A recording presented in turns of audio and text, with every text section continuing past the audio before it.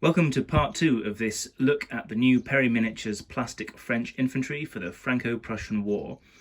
If you haven't seen part 1 already, I recommend you go and have a look at that so you can see the actual parts on the sprue and being taken out of the box.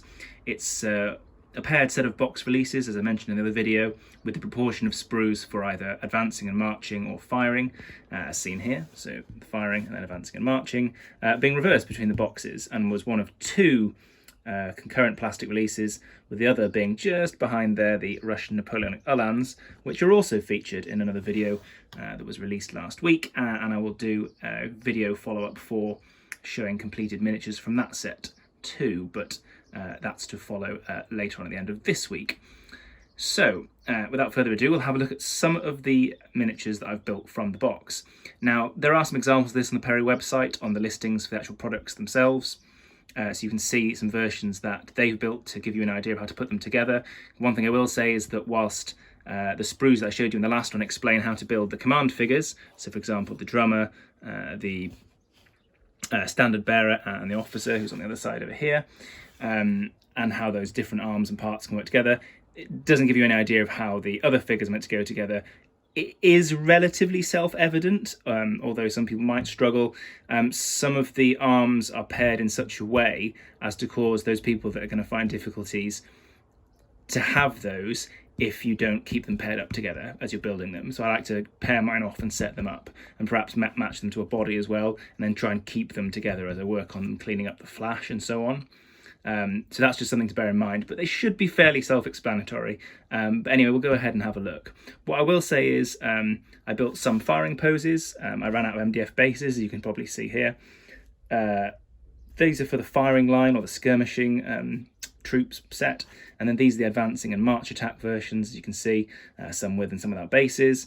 I built one whole sprue of the command figures. So the officer figure that I chose to build is this chap here on the end. Who's just gesticulating and holding his scabbarded sword, his sheathed sword and scabbard. And then over here you've got, I wasn't going to build the standard bearer, but I tried to build a characterful sort of figure from what was left with a bandaged head, an example of the drummer. You do also get arms to create a bugler, but you use those arms with one of the irregular bodies that you can see behind there. Anyway, so these are some of the firing poses. As you can see, I really like the firing poses they've included in these. For example, the way they're holding some of the weapons, some of these upright poses, some of these, that this chap here is poised at the ready, for example. I found these to be very, very characterful miniatures. There's something I really like about the aesthetic of them. There is something I find a bit, it's not off-putting, but it's a total counterpoise to the Prussian equivalents. See more on those later, because of the amount of kit they have poking up behind them, as opposed to just a bedroll. But I think it's something to do with the kepi and things like that. It gives me sort of American Civil War vibes. So there's something quite pleasing about the nature of that miniature. And it is not far throw forward to First World War vibes as well, I suppose. But those are some of the firing poses. Particularly nice. They went together pretty easily. There is one body on there where the backpack, as you can see here from the gap, which I'll talk about more in a moment, where the backpack and the back of the greatcoat are as a single piece, whereas on the four bodies to his right, you just put the backpack on because the back of the greatcoat is moulded on already. Unlike the marching and advancing poses, where the back of these miniatures, this is all one piece again that you have to put on. Now, this leads me on to my biggest gripe about putting the figures together. I love the fact that the heads were out of the sprue. As you can see, look, no mould defects or any damage that I've done to it in taking that head off, but the back greatcoat section does not fit together particularly well. There is a line gap between them and on the other side there, so it fits together just in front of that protrusion, which is meant to be the bayonet scabbard, and it fits there. There's a little line gap, and it doesn't matter how you tilt it which way or the other, you're going to get a more pronounced gap on one of the sides. Then I find the other thing is, if you do press one together anyway, it pulls the backpack at the top end away from the shoulders artificially and creates a gap there that doesn't make sense. So that is a downside, and the biggest one I've found, because that is going to need gap filling. You're not going to be able to conceal that with paint at all. That is meant to be one piece of pinned back cloth on the greatcoat. So that is something that I was a little bit disappointed by. But apart from that, They're great to put together.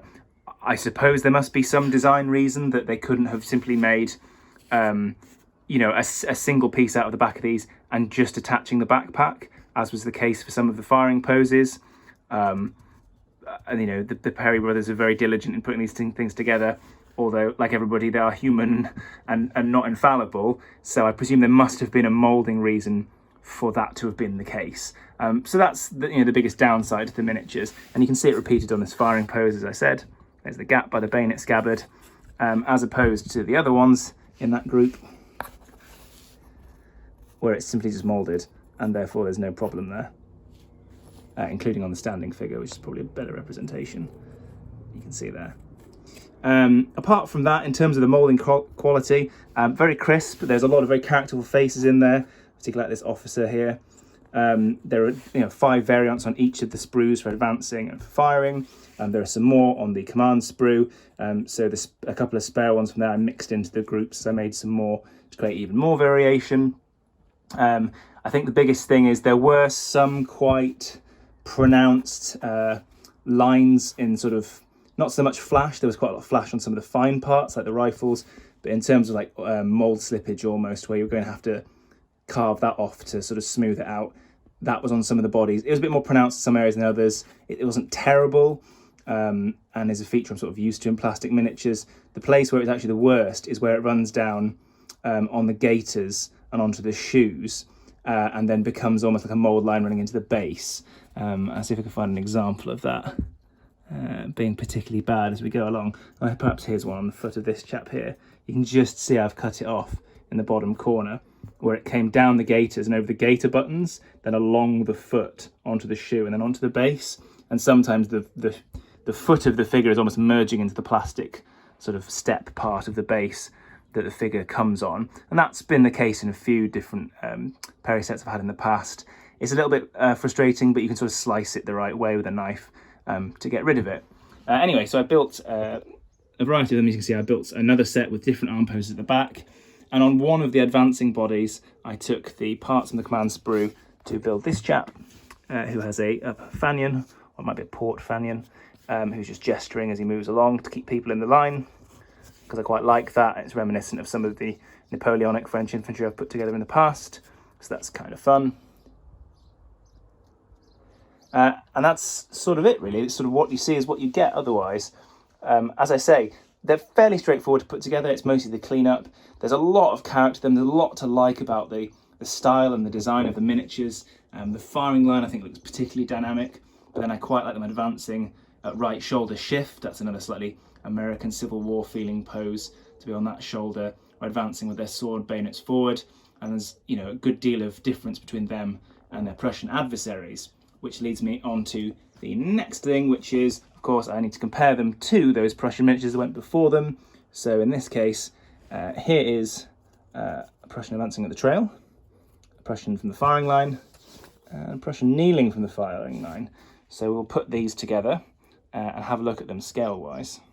So here we go. These are those poses lined up with their rough counterparts from each set. So as you can see, just trying to get them as flat as possible.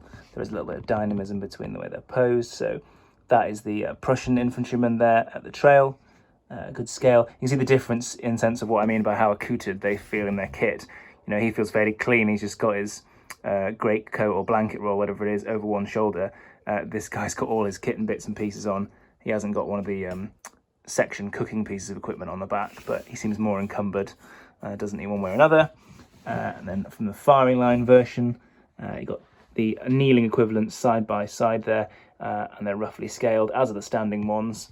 The perspective of the camera probably doesn't do this justice in some respects, and also that Prussian's got his head tilted over his rifle a little bit more than the guy that's stood upright in the French version to his left. But you can see they scale off relatively nicely. There's a certain, softness and colour difference between the plastics here. I think it might be because, I've had the Prussian ones for a little bit longer and they've actually been on the desk catching a bit of sunshine, which has probably changed the colour and sort of texture, density of the plastic a little bit over time, as opposed to the freshly moulded, bit more hard plastic somehow looking French infantry equivalents. But anyway, that's a look at some of the poses you get inside the box and what you can do with them. What I haven't done with the French miniatures, well, except their little Prussian friends for now, is I haven't mix and matched the arms between the firing sets and the advancing sets. So, for example, you get quite a dynamic range of bodies by having it look like somebody's moving into the firing line or is skirmishing as part of an extended line, who's advancing and perhaps holding his rifle like that, or reloading in one of those kind of poses, or anything of that nature, perhaps reaching into his ammunition pouch whilst on the move. And similarly, you could have a chap that was stood here in the firing line and had his rifle held at port.